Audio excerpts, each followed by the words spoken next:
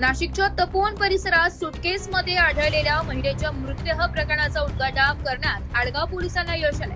मृत महिलेची ओळख पटली असून तिच्या खुनामागे तिचाच दुसरा पती आणि त्याचा साथीदार असल्याचा संशय पोलिसांनी व्यक्त केलाय। तांत्रिक तपास आणि सीसीटीव्ही फुटेजच्या आधारे पोलिसांनी संशयिताचा माग काढला असून त्याचा शोध सुरू आहे। तपोवनमधील केवडीपण परिसरात काही दिवसांपूर्वी एका ट्रॅव्हल सुटकेसमध्ये गोणीत बांधलेल्या अवस्थेत महिलेचा मृतदेह आढळून आला होता।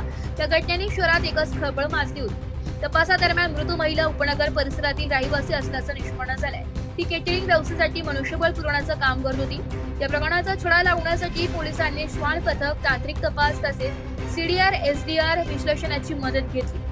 श्वान पथकातील गुगल या श्वानाने सुटकेसचा माग घेत पंचवटी परिसरापर्यंत शोध घेतला। याशिवाय 28 सीसीटीव्ही कॅमेऱ्यांचे फुटेज तपासून संशयितांची माहिती मिळवण्यात आली। प्राथमिक तपासात हात खून, लिव्ह इन रिलेशनशिप मधील वाद किंवा कौटुंबिक कारणातून झाल्याचा संशय व्यक्त करण्यात येतोय। मृत महिलेच्या शरीरावर गंभीर मारहाण किंवा धारदार शस्त्राचे घाव आढळून आले नसल्याने गळा ओढून किंवा विषप्रयोग करून हत्या करण्यात आली असावी असा पोलिसांचा अंदाज आहे।